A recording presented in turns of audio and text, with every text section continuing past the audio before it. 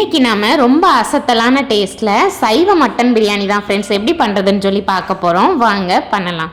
Hello friends, welcome to my lovable recipes. 1/2 கிலோவுக்கு பிரியாணி பண்ணுறதுக்காக இன்றைக்கி நான் 2 மீடியம் சைஸ் பெரிய வெங்காயம் எடுத்திருக்கேன், 2 பழுத்த தக்காளி எடுத்திருக்கேன்.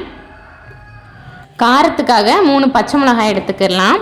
இன்றைக்கி சைவத்தில் மட்டனுக்கு பதிலாக நம்ம யூஸ் பண்ண போகிறது என்ன அப்படின்னா இந்த பலா பிஞ்சை தான் ஃப்ரெண்ட்ஸ். இதை நாம் கட் பண்ணி சமைச்சதுக்கு அப்புறமா பார்க்க அப்படியே மட்டன் மாதிரி தான் ஃப்ரெண்ட்ஸ் இருக்கும்.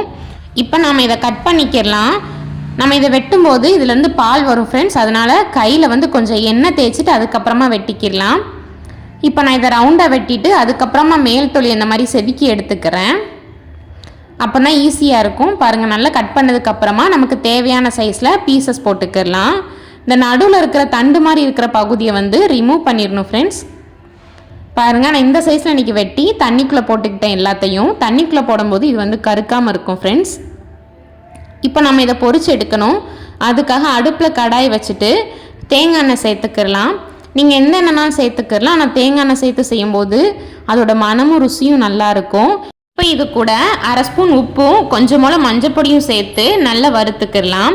இந்த மாதிரி எண்ணெயில் வறுக்கும்போது நல்லா இருக்கும் ஃப்ரெண்ட்ஸ். பலா பிஞ்சை சாப்பிடும்போது பாருங்கள், ஒரு 5 நிமிஷத்துக்கு இதை நான் நல்லா வறுத்துட்டேன் ஃப்ரெண்ட்ஸ். இப்போ இதை எண்ணெயிலேருந்து பிரிச்சுட்டு இன்னொரு பாத்திரத்துக்கு மாற்றிக்கிடலாம். இது கொஞ்சம் ஆறுனதுக்கப்புறமா புளிப்பு இல்லாமல் ஃப்ளேவருக்காக ஒரு 25 கிராம் தயிர் சேர்த்துக்கிறேன். 1 ஸ்பூன் கரம் மசாலா பொடி, 1/2 ஸ்பூன் வத்தல் பொடி, ஒரு 1/4 லெமனை பிழிஞ்சு விட்டுக்கிறேன். இப்போ இது எல்லாத்தையுமே நல்லா பலா பிஞ்சில் படுற மாதிரி நல்லா விரவிக்கிடலாம் ஃப்ரெண்ட்ஸ். ஒருவேளை தயிரில் புளிப்பு இருந்ததுன்னா நீங்கள் லெமன் சேர்க்க வேண்டாம் ஃப்ரெண்ட்ஸ். ஓரளவுக்கு விரவுனதுக்கப்புறமா பாத்திரத்தோடு தூக்கி இந்த மாதிரி நல்லா சொலட்டி விட்டோன்னா இன்னுமே நல்லா பலா பிஞ்சில் ஸ்ப்ரெட் ஆகும் எல்லாமே. இந்த மாதிரி செஞ்சதுக்கப்புறமா இதை ஒரு ஓரமாக வச்சுக்கிடலாம்.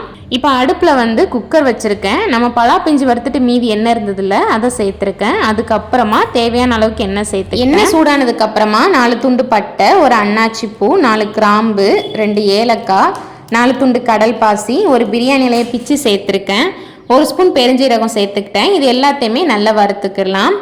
ஓரளவுக்கு இது நல்லா வறுப்பட்டதுக்கு அப்புறமா நம்ம எடுத்து வச்சிருந்தோம்ல வெங்காயம், அதை நீள்வாக்கில் வெட்டி உள்ளே சேர்த்துக்கலாம். காரத்துக்காக எடுத்து வச்சுருந்த பச்சை மிளகாவை கீராமல் அப்படியே முழுசாக சேர்த்துக்கலாம். வெங்காயம் வசங்கிறதுக்கு தேவையான ஒரு 1/2 ஸ்பூன் உப்பு சேர்த்து இதை நல்லா வசக்கிக்கிடலாம். இந்த எண்ணெயிலே வெங்காயம் நல்லா பக்கடாக்கு முருகி வெந்து வரும்ல, அந்தளவுக்கு நம்ம நல்லா வசக்கிக்கிடணும் ஃப்ரெண்ட்ஸ். ஆனால் கரிஞ்சிடக்கூடாது. பாருங்கள், இந்த அளவுக்கு நல்லா ப்ரௌன் கலரில் வெந்ததுக்கப்புறமா எடுத்து வச்சுருந்த பழுத்த தக்காளியை நல்லா குட்டியாக வெட்டி உள்ளே சேர்த்து இதையும் நல்லா வசக்கிக்கிடலாம். எண்ணெயிலே வெங்காயம் தக்காளி 2ம் மசிஞ்சு நல்லா குலைவாக வெந்து வரணும் ஃப்ரெண்ட்ஸ். பாருங்கள், நல்லா வெந்துருச்சு. தக்காளியோட சாரும் நல்லா எண்ணெயில் இறங்கிருச்சு.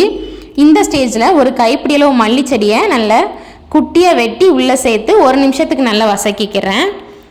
இதை நல்லா 1 நிமிஷத்துக்கு வசக்கினதுக்கப்புறமா அதே மாதிரி ஒரு கைப்பிடி அளவு ஃப்ரெஷ்ஷான புதினா இலையும் உள்ளே சேர்த்து இதையும் 1 நிமிஷத்துக்கு நல்லா வசக்கிக்கிறேன். இதை நல்லா வசக்கினதுக்கப்புறமா 1 ஸ்பூன் ஃபுல்லாக நான் இஞ்சி பூண்டு பேஸ்ட்டு சேர்த்துக்கிறேன். இஞ்சி பூண்டோட பச்சை வாசனை போகிற அளவுக்கு இதை நல்லா எண்ணெயிலே வசக்கிக்கிடலாம். அடுப்பை மீடியம் ஃப்ளேமில் இருக்கிற மாதிரி பார்த்துக்கலாம். இஞ்சி பூண்டோட பச்சை வாசனை போனதுக்கப்புறமா 1/2 ஸ்பூன் வத்தப்பொடி, 1 ஸ்பூன் கரம் மசாலா பொடி சேர்த்துக்கிடலாம். சேர்த்துட்டு இதையும் நல்லா 1 நிமிஷத்துக்கு அந்த எண்ணெயிலே வசக்கிக்கிடலாம் ஃப்ரெண்ட்ஸ். நீங்கள் காரத்துக்கு தகுந்தாப்பில் வத்தல் பொடி சேர்த்துக்கிடலாம். நல்லா வசக்கினதுக்கு அப்புறமா 25 கிராம் தயிர் சேர்த்துக்கிடலாம். மீதி இருக்கிற அந்த 1/4 லெமன் இருக்குல்ல, அதையும் புளிஞ்சு உள்ள விட்டுக்கிடலாம். இப்போ அதை நல்லா மிக்ஸ் பண்ணிக்கிடலாம். மொத்தமாக நம்ம 1/2 லெமன் சேர்த்துருக்கோம், 50 கிராம் தயிர் சேர்த்துருக்கோம். நல்லா இதை ஒரு 2 நிமிஷத்துக்கு வசக்கினதுக்கு அப்புறமா நம்ம ஊற வச்சு வச்சுருக்கோம்ல பலா பிஞ்சு, அதை உள்ளே சேர்த்துக்கிடலாம் ஃப்ரெண்ட்ஸ். நம்ம ஆல்ரெடி இதில் எல்லாமே சேர்த்துருக்கிறதுனால உப்பு, உரப்பு, புளிப்பு எல்லாமே பிடிச்சி நல்லா சூப்பராக இருக்கும் சாப்பிடும்போது. பாருங்கள் ஃப்ரெண்ட்ஸ், இதை நல்லா மிக்ஸ் பண்ணிக்கிடலாம் வெங்காயம் தக்காளியோட. இதை ஒரு 2 நிமிஷம் நல்லா வசக்கினதுக்கு அப்புறமா இப்போ அளவு தண்ணி சேர்த்துக்கிடலாம். இந்த உலக்கில் தான் நான் ஒரு 1/4 உலக்கு சாதாரணமாக சாப்பாடு வடிப்போம்ல அந்த அரிசி எடுத்து ஊற வச்சுருக்கேன். 1க்கு 2 அப்படிங்கிற ரேஷியோ படி 2.5 உலக்கு நான் தண்ணி சேர்த்துருக்கேன். நீங்கள் சீரக சம்பா பாஸ்மதி அந்த மாதிரி எடுத்திங்கன்னா 1க்கு 1.5 அப்படிங்கிற மாதிரி சேர்த்துக்கோங்க. தண்ணி சேர்த்துட்டு ஒரு தடவை நல்லா மிக்ஸ் பண்ணிவிட்டு உப்பு சேர்த்துக்கிடலாம் ஃப்ரெண்ட்ஸ். நம்ம ஆல்ரெடி 2 தடவை உப்பு சேர்த்துருக்கோம் பலா பிஞ்சு வறுக்கும் போதும் வெங்காயம் வசக்கும் போதும், அதனால் பார்த்துட்டு சேர்த்துக்கிடலாம். இப்போ தண்ணி நல்லா கொதிச்சதுக்கப்புறமா நம்ம ஊற வச்சு வச்சுருந்த அரிசியை உள்ளே சேர்த்துக்கிடலாம். சேர்த்துட்டு நல்லா மிக்ஸ் பண்ணிக்கிடலாம் ஃப்ரெண்ட்ஸ். இப்போ இது நல்லா கொதி வரட்டும். கொதி வந்ததுக்கப்புறமா உப்பு உரப்பு புளிப்பு எல்லாமே கரெக்டாக இருக்கான்னு சொல்லி செக் பண்ணிவிட்டு அதுக்கப்புறமா குக்கருக்கு மூடி போட்டு ஒரு 3 விசில் போட்டு எடுத்துக்கிடலாம் ஃப்ரெண்ட்ஸ். 3 விசில் வந்து ப்ரெஷர் எல்லாமே போனதுக்கப்புறமா இப்போ குக்கர் மூடி ஓப்பன் பண்ணிக்கிடலாம் ஃப்ரெண்ட்ஸ். ஓப்பன் பண்ணும்போதே வாடை நல்லா சூப்பராக இருக்குது ஃப்ரெண்ட்ஸ். நல்லா கமகமன் வாசம் வருது. இந்த ஸ்டேஜில் வந்து ஒரு கைப்பிடி அளவு புதினாவும் ஒரு கைப்பிடி அளவு மல்லிச்செடியும் ஃப்ரெஷ்ஷாக நல்லா குட்டியாக வெட்டி உள்ளே சேர்த்துக்கிடலாம். சேர்த்துட்டு இதை வந்து நல்லா கலந்துக்கிடலாம் ஃப்ரெண்ட்ஸ். இந்த மாதிரி நம்ம கடைசியாக புதினா மல்லி சேர்க்கும் போது அதோட ஃப்ளேவர் வந்து ரொம்ப நல்லாயிருக்கும். பார்க்கவுமே நல்லா கலர்ஃபுல்லாக இருக்குல்ல ஃப்ரெண்ட்ஸ். நம்மளோட சாதம் வந்து நல்லா வெந்துருச்சு.